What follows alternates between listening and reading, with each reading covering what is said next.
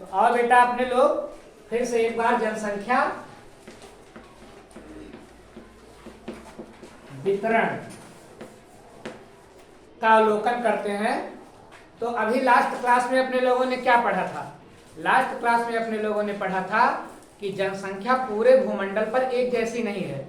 जनसंख्या का वितरण असमान है, समान नहीं है। कहीं बहुत सारी जनसंख्या है, कहीं बहुत कम जनसंख्या है। क्यों है इसकी चर्चा भी अपने लोग बाद में करेंगे, लेकिन थोड़ा सा अपने लोग देख लें कि जो ये महाद्वीप हैं, Asia, Europe, Australia, America, Africa, ये जो महाद्वीप हैं, यहाँ जनसंख्या का कैसा वितरण हुआ है। और अगर किसी महाद्वीप पर जनसंख्या का घनत्व तो कम है तो क्यों है, और कहीं पर ज्यादा है तो क्यों है।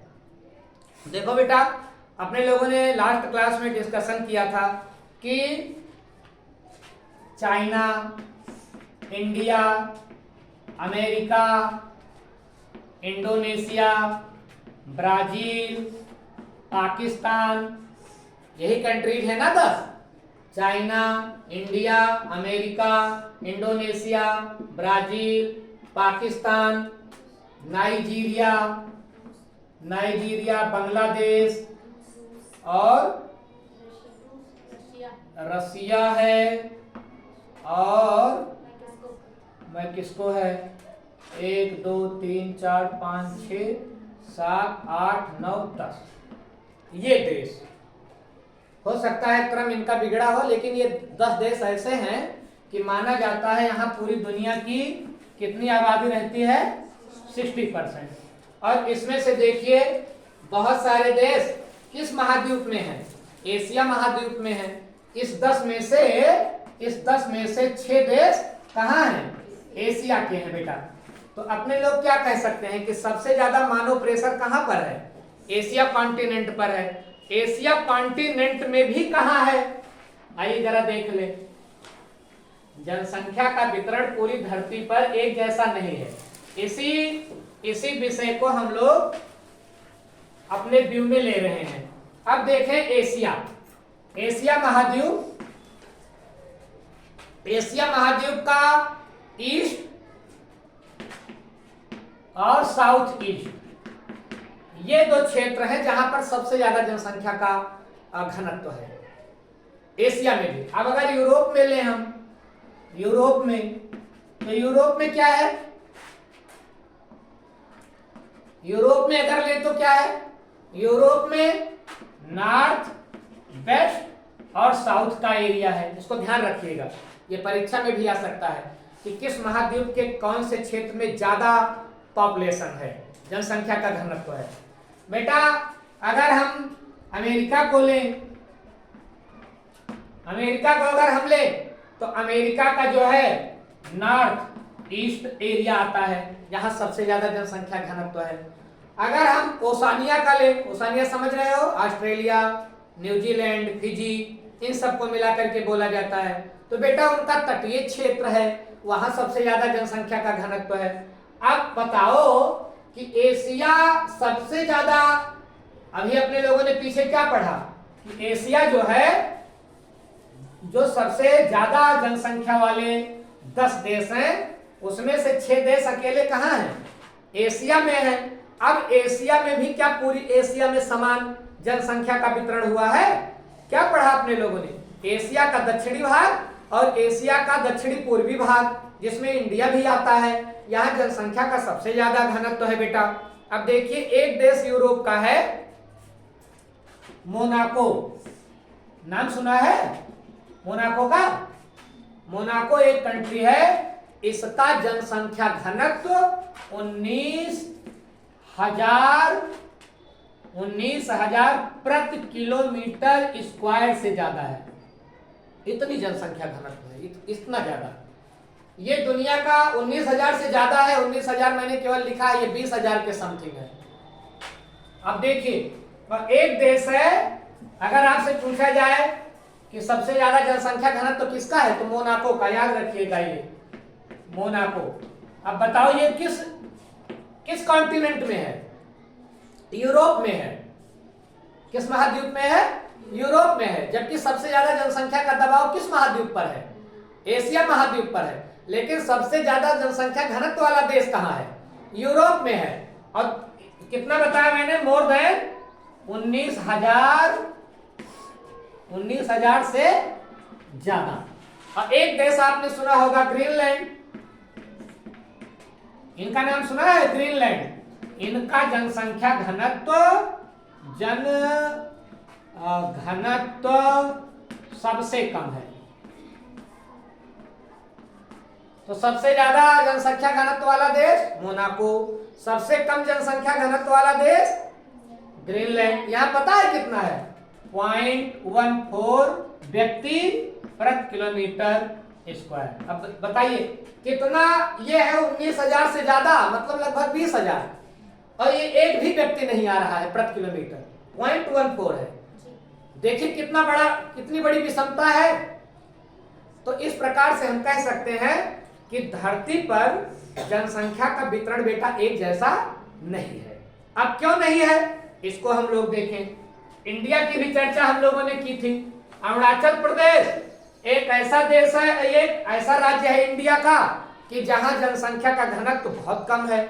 और वही बिहार बहुत ज्यादा है, दिल्ली तो बहुत ज्यादा है, मोर देन 11,000 से ज्यादा प्रति स्क्वायर किलोमीटर में लोग रहते हैं। तो बेटा क्या आप लोगों ने कभी सोचा है कि ये कहीं जनसंख्या बहुत ज्यादा है, कहीं जनसंख्या बहुत कम है? कारण इसका क्या है? तो आओ देखें अपने लोग, जनसंख्या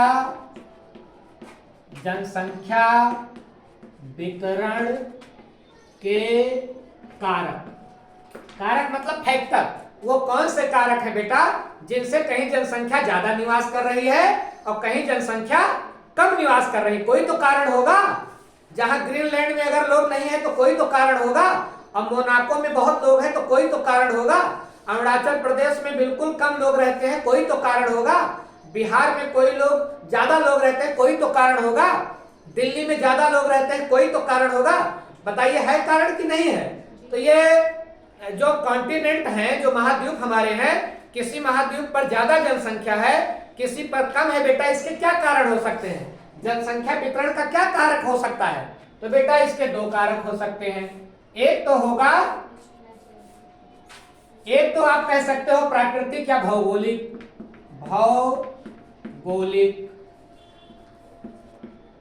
या आप कह सकते हो जियोग्राफिकल। एक तो भौगोलिक कारण हो गया बेटा, और दूसरा कारण क्या होगा? आर्थिक। आप लोग सोचो अपने लोग कहां रहना पसंद करेंगे, आर्थिक या इकोनॉमिकल।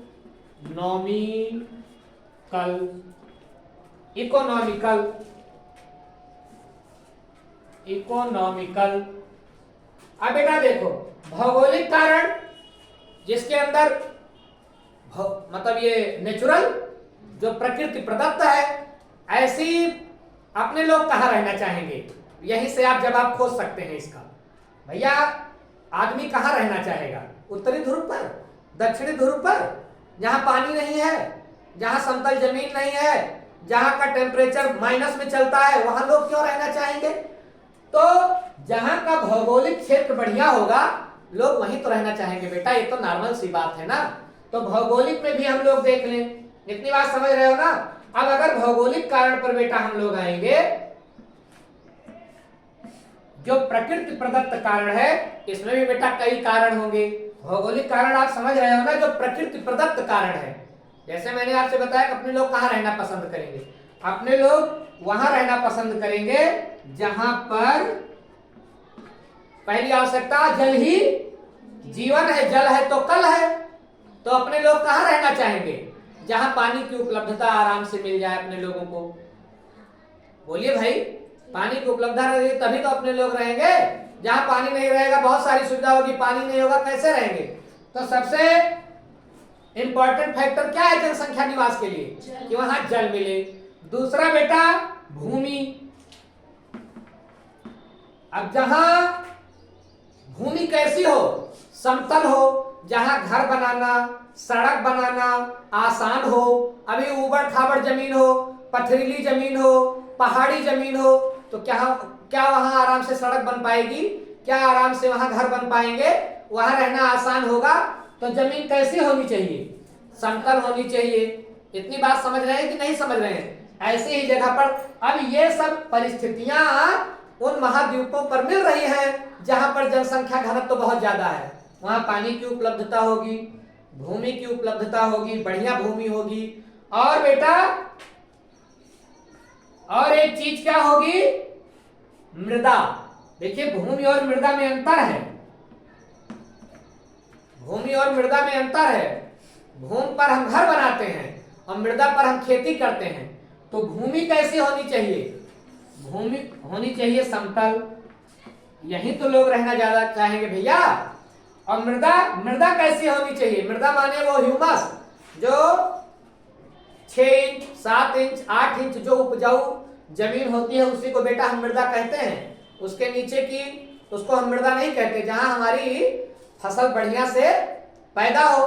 तो बताओ लोग, अब इंडिया में इतनी पॉपुलेशन क्यों है, इंडिया कैसा देश है, हमारा भारत देश कैसा देश है? हमारा भारत देश कृषि प्रधान देश है। हर तरह की फसल हो जाती है, हर तरह की फसल हो जाती है और इसलिए लोग यहाँ ज्यादा रहना पसंद करते हैं। तो मृदा, मृदा और भूमि में अंतर समझ रहे हो नहीं आप लोग? भूमि मतलब पूरी जमीन और मृदा मतलब केवल उपजाऊ जमीन जिस पर खेती हो सकती है। तो बताओ मृदा कैसी होनी चाहिए? अब जहां की मृदा उपजाऊ होगी वहां ज्यादा लोग रहेंगे, नहीं खेती करना आसान होगा। और बेटा तीसरी चौथी चीज क्या होगी, जलवायु। ये कॉमन सी बात समझ रहे हो, जहां की जलवायु अच्छी होगी। अब जहां बहुत ठंडी पड़ेगी, साल भर माइनस में टेम्परेचर रहता है, क्या पब्लिक वहां रहना पसंद करेगी? और जहां बहुत गर्मी पड़ती हो वहां भी लोग रहना पसंद नहीं करेंगे। फिर लोग कहां रहना पसंद करेंगे, जहां न ज्यादा गर्मी हो न ज्यादा ठंडी हो, तो लोग वहां रहना, जलवायु हो गया। अब आगे देखें बेटा, ये तो हो गया भौगोलिक कारक। अब आइए आर्थिक कारक देख लें, इकोनॉमिकल। अब आर्थिक कारक क्या होंगे बेटा, आर्थिक कारक या इकोनॉमिकल फैक्टर बेटा क्या होंगे? इकोनॉमिकल फैक्टर वो आएंगे जो हमारा कैश बढ़ाएं, पैसा, ये सब, ये जो अभी मैंने चर्चा किया, जल, भूमि, जलवायु और मृदा, ये पैसे से बनाया जा सकता है? ये पैसे से नहीं बना, ये प्रकृति देती है, इसीलिए इसको प्राकृतिक कारक बोलते हैं, नेचुरल फैक्टर बोलते हैं। लेकिन अब देखिए आर्थिक कारण, कहां जाएंगे लोग रहने, कहां लोग रहेंगे? जहां पर ज्यादा, देखिए बिहार क्यों बिहार में ज्यादा लोगों की जनघनत्व है? क्योंकि वहां पर खदानें हैं कोयले की, लोगों को काम करने के लिए मिलता है। तो बेटा आर्थिक कारण में सबसे बड़ा कारण है खनिज। अब जहां खनिज जमीन के नीचे पाया जाएगा वहां बताइए ज्यादा, जहां खनिज पाया जाएगा वहां मजदूरों की जरूरत पड़ेगी कि नहीं? जहां खनिज पाया जाएगा तो मजदूरों की, क्योंकि उसकी खुदाई भी होनी होगी, मजदूर की जरूरत पड़ेगी। वहां मशीन बड़ी बड़ी जाएंगी खुदाई के लिए, तो इंजीनियर की जरूरत पड़ेगी। जब ज्यादा लोग पहुंच जाएंगे तो हॉस्पिटल की भी जरूरत पड़ेगी, स्कूल की भी जरूरत पड़ेगी। तो बताइए ज्यादा जनघनत्व तो कहां हो सकता है? जहां खनिज ज्यादा पाए जाते हो। तो खनिज किसका मामला है? आर्थिक, मतलब जहां पैसा कमाने को मिले, जहां रोजगार मिले। बताइए वहां लोग जाएंगे कि नहीं जाएंगे? वहां लोग ज्यादा बसेंगे ना। अगला देखें आप, अगला है नगरीकरण। नगरीकरण, अब पब्लिक किधर जाएगी? जहां नगरीकरण होगा। नगरीकरण का मतलब अर्बन, जहां अर्बन लोग रहे, मतलब जहां नगर बसे। तो नगरीकरण का आशय सीधा सा है बेटा कि जहां 3 चीजें आराम से मिल जाएं। ध्यान रखना बेटा, एक तो शिक्षा, दूसरा स्वास्थ्य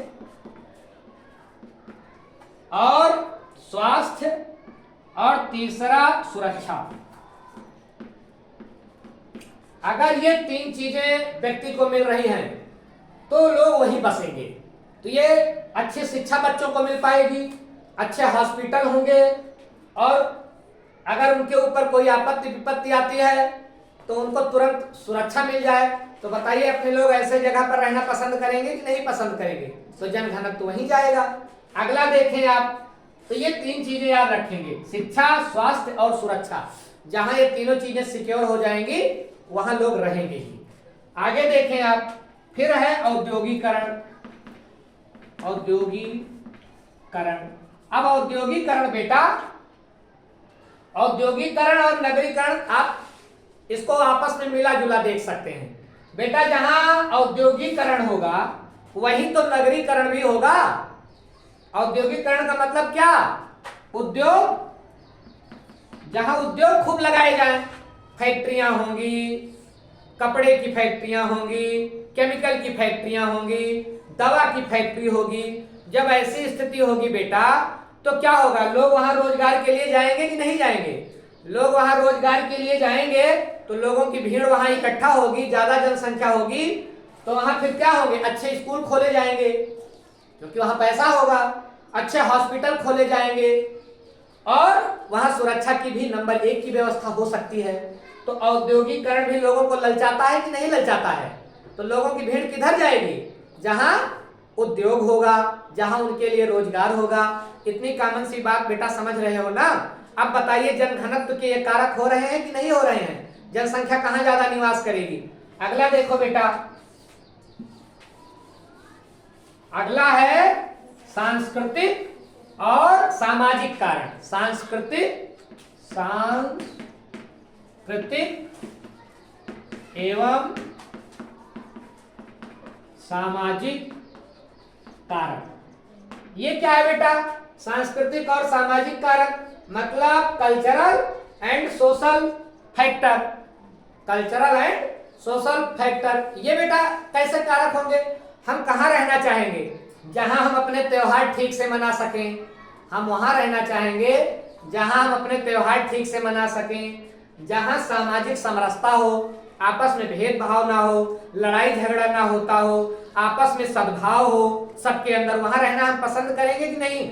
जहां हम हमारी सांस्कृतिक गतिविधियां, हम अपने त्योहारों को मना सके बिना किसी भेदभाव के, जहां राजनीतिक द्वंद्व ना हो, जहां दंगे फसाद ना होते हों, तो बताइए लोग उधर जाएंगे कि नहीं जाएंगे? तो जनसंख्या घनत्व के लिए सांस्कृतिक और सामाजिक कारक भी महत्वपूर्ण भूमिका निभाते हैं कि नहीं? किसी भू क्षेत्र की राजनीति, किसी देश की राजनीति, मान लीजिए किसी देश की राजनीति, इसी में आप राजनीतिक भी डाल सकते हो, राजनीतिक कारण भी डाल सकते हो, राजनीतिक कारक भी डाल सकते हो। क्यों? मान लीजिए किसी देश की नीति ऐसी है कि वो किसी धर्म विशेष के प्रति ही सहानुभूति रखता है।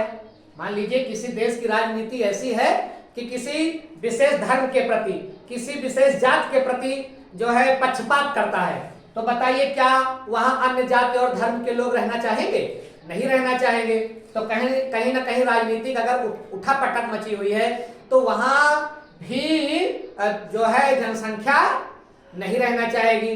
तो बताइए सांस्कृतिक कारण मतलब हमारी संस्कृति जहां सुरक्षित हो, सामाजिक कारण जहां हमारा सामाजिक जीवन सुरक्षित हो, और राजनीतिक कारक जहां राजनीति में उथल पुथल ना हो, जहां के राजनेता सबको समान लेकर चलने की भावना रखते हो।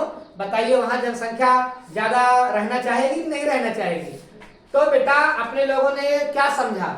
जनसंख्या वितरण के कारक मतलब क्यों जनसंख्या कहीं ज्यादा है और कहीं, ये जो फैक्टर अपने लोगों ने पढ़ा, इसका मतलब जहां जनसंख्या कम है वहां ये चीजें नहीं है, और जहां जनसंख्या खूब है, जनसंख्या का वितरण, इसका मतलब ये जो कारक अपने लोगों ने जियोग्राफिकल फैक्टर या अपने लोगों ने इकोनॉमिकल फैक्टर, कल्चरल, सोशल, ये जो अपने लोगों ने पढ़े, इसका मतलब ये सब वहां सिक्योर है, इसीलिए वहां जनसंख्या ज्यादा है। तो मुझे पूरा भरोसा है कि आप लोगों ने ये समझा होगा कि कैसे और क्यों जनसंख्या का घनत्व भूमंडल पर एक जैसा नहीं है, कहीं क्यों ज्यादा है, कहीं क्यों कम है। ओके बेटा।